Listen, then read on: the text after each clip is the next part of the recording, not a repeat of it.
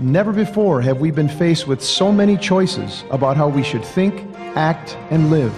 How should we spend our time, our resources, and our money? Blessed are the pure in spirit, for theirs is the kingdom of heaven. How do we view ourselves and those around us? Blessed are those who mourn, for they will be comforted. How can we find true success and lasting happiness? Blessed are the meek, for they will inherit the land. How can we know what is right and true? Blessed are the pure in heart, for they will see God. How can we make sense of suffering and loss? Blessed are they who are persecuted for the sake of righteousness, for theirs is the kingdom of heaven. And those of us who want to continue with Jesus need to choose Him and choose each other in a deeper way. Welcome to the choices we face. Welcome to Choices We Face. I'm Peter Herbeck, sitting in for Ralph Martin. Ralph will be back next week. It's my pleasure to introduce to you our very special guest and good friend, Jim Murphy. How are you doing, Jim? Great, Peter. Really good. Thanks. You got something on your heart about young adults you'd like to share with us this week? Yeah, I do. I come to the world with a message. Yeah. Well, you've been doing young adult ministry for years, right? I mean, youth ministry and young adult ministry. When you talk about young adults, what age are we talking about? Roughly. Typically, I'd say kind of post-high school, 18 up kind of a thing. Okay. And as you said, I've been involved in youth ministry for over 30 years. In fact, one friend says I'm the oldest young youth minister kind of a thing. But I have really seen in 30 years a great advancement in the area of youth ministry. I'm talking here of kind of, middle school, high school kind of things. I think for years we were in pretty rough shape. But I think primarily with John Paul II and World Youth Day, I think youth ministry in the Catholic Church has taken a huge leap forward. I think he really generated a whole new vision and excitement. And I think even a lot of local bishops saw what was going on and wanted to keep that momentum going in their diocese. I think there's a lot we can look at over the last 30 years with real joy. I'm thinking of, for example, things like the Steubenville conferences. They have these youth conferences where thousands of kids every year are coming to know the Lord in a personal way. We've got different groups who put on a weekly mass for teens that are just packing the house, and people are excited about coming to these things. We have teen groups who are out doing evangelization and taking groups on the road to do theater and mime and drama, all to proclaim the gospel. So I'm really, we've got a ways to go, but I think where we are now compared to where we were is great. Even catechesis on a diocesan and a parish level is much better than it was even some years ago. But I do have a concern for that next age group, and that's young adults. Again, we're talking kind of post-high school kind of a thing. And that's a little harder to define because it might start post-high school, but exactly when does it end? One of the things that when I go and talk to religious ed people and priests, they too are very much aware of this group kind of drops off the screen. We kind of have them till graduation, but then where are they at? And when we talk about it, they genuinely have this concern, but usually the conversation ends with this. Well, they'll be back. When it's time to get married or get their kids baptized, they'll be back. And Peter, I don't think that works anymore. I think some things have happened in culture that a generation ago that may have been the right answer, and I frankly think that's not looking at the reality. Here's what I think's going on. I think there has been a great decrease in the cultural Christianity effect. By that I mean perhaps people weren't always following the Lord, but grandma wanted the kids baptized, so they get baptized. Sure, there was a kind of cultural expectation. Yeah, there was a certain that people plugged into at a certain point. Yeah. You knew you just had to, that's the way you went. Your parents went that way, that's the way you're going to go. Yeah, and you know, I kind of missed a few masses in college, but you know, my mom says, you know, it's going to be a Catholic wedding or nothing, so well, okay, we'll do it.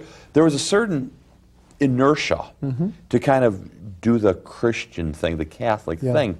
I don't think that exists as strongly today as it did even 15 years ago.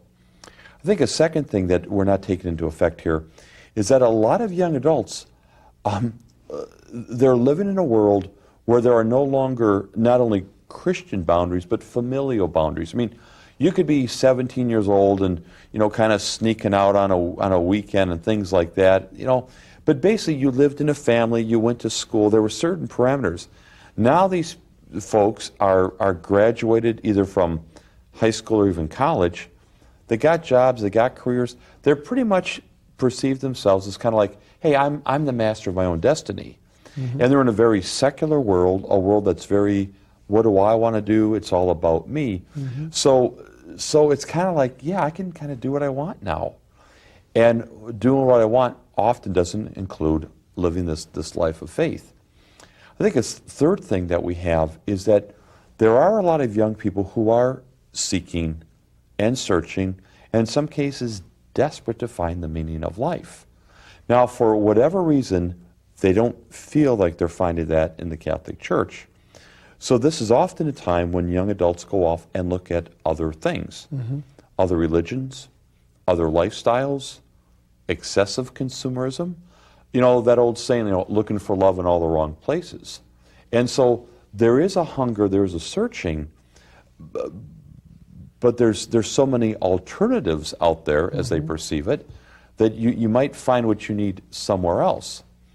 The last thing I'm concerned about is in the life of a young adult, you're at many forks in the road where you're making decisions about career, vocation, lifestyle. If you go down the wrong road in life, it's not always a given that you can get back within the next 2 weeks. And young adult is a time when people are making a lot of those fork in the road decisions. So I'm very concerned about that. Yeah. Why do you think that many young adults are experiencing a lack of connection from the church, from the church's side? You know, what's the, you know, you were just saying one pastor would say, hey, they're eventually going to come back, don't worry about it. And that's not a very realistic view. Yeah. What is it that's not attracting them? What are they missing? What are they looking for that they're not finding? Well, right or wrong, and we could debate this all day, but I think a lot of young adults don't find much relevance in the church. Again, you know, we could debate whether that's an accurate perception or not, but they're dealing with issues of relationship, career, loneliness, whatever it is, and they feel like when they go to church on Sunday, they're not getting those needs addressed. I think another issue is that many young adults have told me, particularly single young adults, that they don't feel like there's a place for them to fit in. The young adults who get married, now suddenly their kids are in the school and they're on this board and that board, and Have a natural place to connect. yeah, all of a sudden it's all these young families and that's all happy. All the younger people, the 15-year-olds, 16-year-olds, 17-year-olds, they're going on the hayride and they're taking a trip here and going there and they're all having fun. But the single young adult, somebody said to me, I feel like we're invisible. I feel like everybody's nice to us, but we don't really feel like there's any place for us. Now, if that's how you feel, again, right or wrong, if that's how you feel, and yet the world is saying, come and be part of us.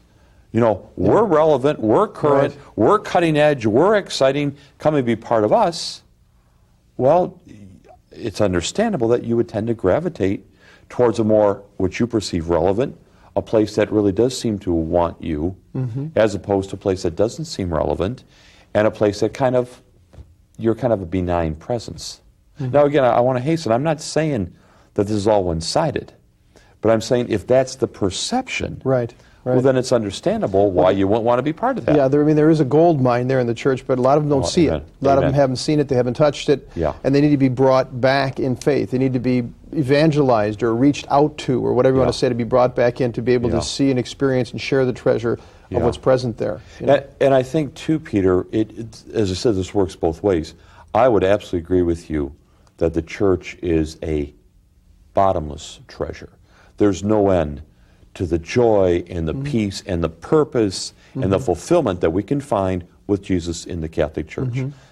You can testify that, I can, as well as millions and millions of other people. But somehow we've got to help people connect to that. And as you said, to come, whatever doorway they got to get through to get there, we got to get them through there. But on the other side of the coin, I believe young adults have a lot to give the church that we're being deprived of by not having them as real players. When you think about it, Francis of Assisi was a young adult.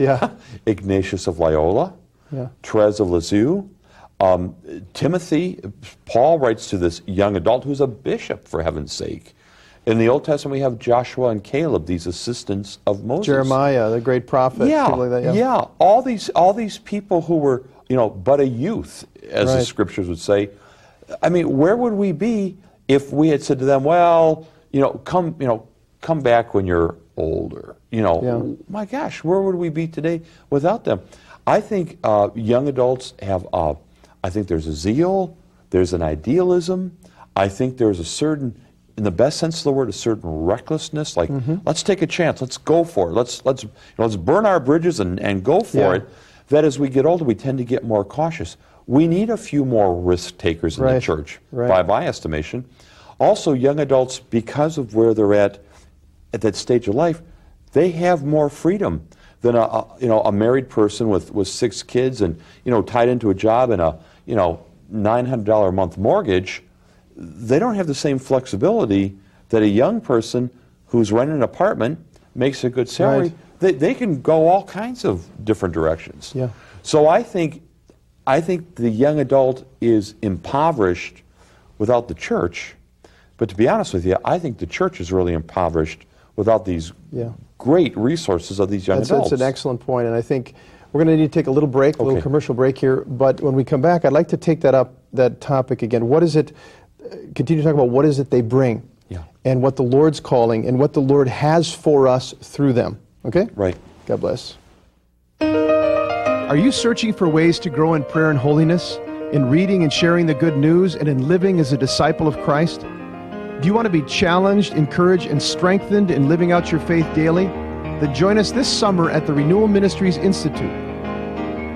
The schools of the Renewal Ministries Institute are an answer to the Holy Father's call for all Christians to participate in a new evangelization.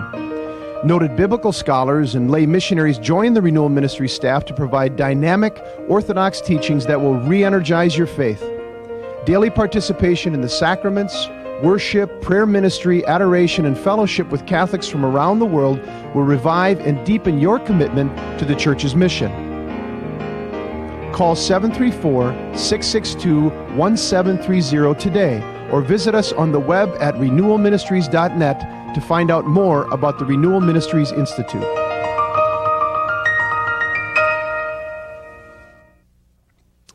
Welcome back. You're watching The Choices We Face. I'm Peter Herbeck, sitting in for Ralph Martin, who will be back next week. And we're here today with Jim Murphy, one of our good friends and a regular guest on The Choices We Face. Jim, you always bring so many good treasures when you come. You're very kind, You deliver brother. the mail, as they say.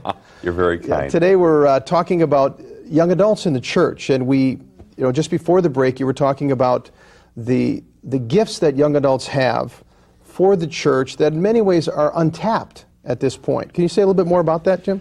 Well, I just honestly have to tell you, I'm genuinely impressed with young adults. I think it's a time of life that there's such a dynamism, there's so much going on. Struggles, to be sure, but a lot of great things. A lot of things are gelling. I was recently out at a conference in California, and there was this group of about 100 young adults from the greater Los Angeles area. Man, these guys were tech savvy. They knew Scripture. They were movers and shakers, not only in the church, but like in the business community. I mean, these are kind of these young, rising stars, in the world, the culture. And these people love the Lord. And I thought, man, where do you find these people? And let's get them in every parish in the country, because Jesus talks about like a leaven in the dough, like yeast that kind of makes things happen. That's what I see young people doing.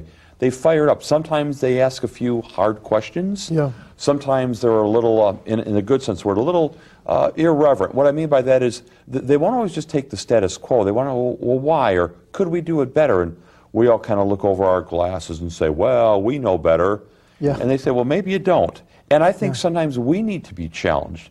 You know, the guy at the wheel needs to realize that maybe somebody else could do a little driving on this bus too. Yeah.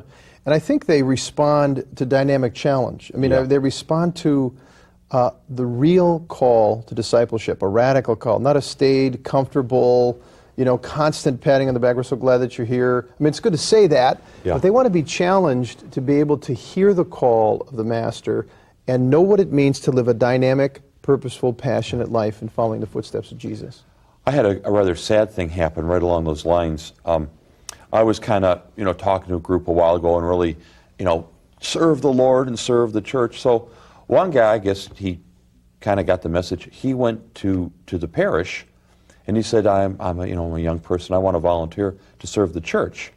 And somebody at the door said, well, thank you. It's very nice. They came back to the door, gave him a black plastic trash can, a trash bag, and said, if you could just go behind the church and pick up papers along the fence, we'd really appreciate your service. And he did it, and Yeah. he said, I'm not saying that that's beneath my dignity. Yeah. He said, but you're telling me I'm supposed to go out there and, save the world and bring people to Christ, Yeah. and they've got me picking up popsicle sticks in the backyard. Yeah. He says, is this what it's all about? Is this all the church wants from me? And I was ashamed. So I think you're right. I think people want to be challenged, and I don't think we're serving them. Let's keep dumbing down Christianity so everybody will accept it. That's totally the wrong message. Yeah. I say let's raise the bar to what true Christianity is, and let's challenge people, because especially young people, they will rise to the challenge. Who wants to give up the life they're living to go swim in a bowl of oatmeal? What fun is that? Yeah. And Jesus asked for everything. I mean, that's part of it. Jesus says, if you want to be my disciple, he's very clear, and he's calling everyone who wants to follow him. He said, if you want to be my disciple, deny yourself, take up your cross, and follow me. It will cost you everything. It's the adventure of a life. It'll cost you everything, and you'll, in your dying to yourself and following in my footsteps, you're going to find life, you're going to find joy, you're going to find passion and purpose and all the things that Jesus himself had, the knowledge of living a meaningful, purposeful life in the Father's will. And I think a lot of young folks sort of are drifting also when they come to church. It's like, not only where do I plug in, but they're not sure exactly what it means to be a disciple concretely in their life. How do I express that? And they don't have much, there's not a lot of mentoring that goes on from older men, older women in the church, in the parish, calling them forward and saying, here's how you live it out. Here's how I live it out as a businessman. Here's how I live it out as an athlete. Here's how I live it out at home. And all of us have this sense of being called and being involved in mission. And so that mentality, which young people are attracted to say, we're going someplace, we're doing something, we're engaging the fight, this missionary dynamism that John Paul spoke about so many times, we're in the church right now, we're in a time of transition from a maintenance model where everything is kind of the status quo to recognizing again, as the council put it, and as John Paul II put it so many times, every single baptized Catholic, every baptized Christian is born into a constant state of mission. I love that phrase. Yeah. Constant state of mission. We're in a battle. We have a mission to fulfill. We have a purpose that Christ himself is giving to us. And part of what we need to do as young adults is help them see that purpose, encourage it in them, and help them plug into the church's mission in a way that's very meaningful. If we want to reach the current culture, that's best done by people of the current culture. Mm-hmm. I mean, it only makes sense. You know, the imagery I always think about are these, nice 3-year-old, Kentucky thoroughbreds, and they're ready to run. I mean, they're stomping and kicking. They're ready to go, and we hook them up and start using them for giving pony rides. I mean, they're built for greatness. Yeah. They're built for challenge. They're built for mission. They're built to be sacrificial. They're built to be noble and great. Yeah, call them to it, right? Yeah, and let's throw down the gauntlet and say, this is what it means to follow God. Are you in or are you out? Yeah. I mean, Ignatius, the great, founder of the Jesuits, and he was an expert at calling young men in particular to radical lifestyles following Jesus. And he used to say, we ought to blush with shame as we watch the men of time pursue the things of time with greater passion and devotion than we pursue the things of eternity. Wow. And he knew how to get at that, God-given desire for greatness, the desire to do something great, to be great. And he challenged them, to the heights. And you see the early Jesuits were so amazingly heroic in their life in following the Lord, their courage and their passion and their sacrifice. And they did enormous amounts. They literally went into the ground and died, many of them. Yes. And from the shedding of their blood, giving up their life, just whole, Indian tribes were converted, or whole parts of a nation were converted over time, and great cities and universities grew out of that radical dedication and passion to follow the Lord, I found interesting among a lot of young adults, there's a whole new, there was one following in the 70s with Tolkien's books, the Hobbit series, the Lord of the Rings and all that, But with these films that have now come out, I find in this current age, there's a whole nother generation of people following. I meet a lot of young adults who are really into this stuff. And when I ask them, what is it that you like? They say the same things. I'm impressed by their dignity and their integrity and their courage.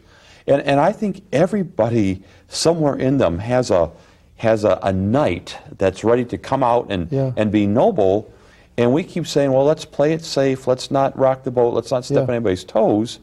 Where I think Jesus is saying, be noble, be radical, be heroic, be courageous. And I think we have an obligation to pick up that call and call them to it. Live it ourselves. Live it ourselves and then help them move in it. I think as you were talking, I was thinking of the document that Pope John Paul II wrote called Ecclesia in America, that he gathered bishops from across North America and South America. He called it One Continent, just prior to the Jubilee year. And they basically came together to lean in and say, what does the Lord want us to pay attention to as we enter the new millennium? And the document is called, the Church in America, Encountering the Living Jesus Christ, right? And the whole point of the document is to say, before they can do that, before they can be heroic, before they can be knights, before they can do any of that stuff, they need to encounter Jesus Christ. And their whole point was to say, look, the church exists for mission. The church, what is the mission? The mission is to make known this person, that the gift of the Father and the hope of the world is a person, Jesus of Nazareth. And you engage his mission when you really know him. Not just know the rules about how to be in the church or what your duties and responsibilities are, but when your heart's on fire, when you have encountered the living Jesus Christ. And so the bishops, their statement together in one voice was to say, what's needed now more than anything in the church is a fresh encounter of the living Jesus Christ. Those are the exact words. We need a fresh encounter that comes through proclamation, through hearing, through sharing, through testimony. And if our hearts and our minds together are focused on that goal, we will attract young adults. Young adults will follow. He is so captivating. That's all the Holy Father did. John Paul II and all those great World Youth Days and the rest of it, which were really for young adults. A lot of young people, teenagers went, but it was really for young adults. And what he'd do is he'd raise up Christ. He'd say, be not afraid, look at him, behold him, follow him, follow in his footsteps. And they did. He said, you're the standard bearers, or what he'd say, you're the night watchman, and you have a mission, a prophetic mission to the world that you live in, constantly challenging, but it's following him. It's seeing him and moving in that. The living person. We're back to that again, that somehow, and again, we can keep saying what they should do and what they should do, what they should do. The fact of the matter is, as you said, every Christian has a moral obligation not only to share Christ, but to model what a Christian is supposed to look like.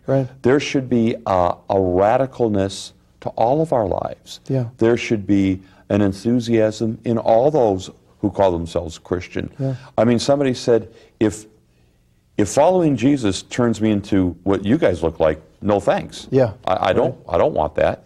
So part of it is we have to be proof positive that Jesus Christ is real and alive. We have to be the fruit of that great experiment. Sure, that living with him makes an enormous difference in our life. And we are a people who have a clear sense of purpose. You know, we have a clear sense of calling. Of all the people in the world, the Christian people should be the last to have an identity crisis, or a sense of why am I living, and be bored with life and all the rest of it, because we've gotten the Great Commission from the Master. He's called us. He showed us the end picture where human history is going. Human history is culminating in the revelation of Jesus Christ. Yeah. It's culminating in the fulfillment of His mission, and He's called all of us to engage that mission. And there's, as Benedict XVI has said, and others have said, there's too many Catholics who are disconnected from that mission. It's lying dormant somewhere in there. And when young adults come and they see adults who are not in touch with that mission, who don't have a vibrant sense of purpose, no matter what walk of life they're working in, they don't feel attracted to it. They don't feel challenged by it. And that's where we need to be able to go. You know, that's what we need to be able to say. So, to any of young adults who are listening out there, I hope today's message from Jim, who really is a foot soldier and has really modeled in his life radical discipleship for Jesus, I hope some of this has touched your heart, because the Master is here and He's calling out to you. He's calling out to you because He loves you. He knows you. He wants you to know Him personally, and He wants you to come in touch not only with His personal love for you, His passionate desire to live with you in conversation with you, but He wants you to come in touch with your purpose and your mission. You know, if you've been baptized, you've been given spiritual gifts from the Master Himself, things that He won through His death and resurrection. He's given them to you, powers to be able to bring life to others, and that's the call that He's placed on you today as you're listening. It's Jesus Himself that's calling out to you. I'd like to offer you, free for the asking, Ralph Martin's booklet, My 5 Most Important Decisions. Ralph shares personally in here what the Lord has, really how the Lord has used him, and the decisions the Lord has led him to that made the biggest difference for him. If you'd like a copy of the booklet, you can call the toll-free number on the screen or write to the address. But until next week, this is Peter Herbeck and Jim Murphy saying, God bless you, and go in peace. Every day we're faced with decisions both great and small. Some decisions seem small and insignificant, while others can be confusing and overwhelming. Where should I go to college? Is this the right job for me? Should we start a family? But God has called each one of us into existence for a purpose, a glorious and eternal purpose. Hi, I've written a booklet called My 5 Most Important Decisions, and I think you'll find these decisions really useful for your own life as well. To receive the free booklet, call Renewal Ministries at 1-800-282-4789, or write to us at the address on your screen, or visit us on the web at renewalministries.net.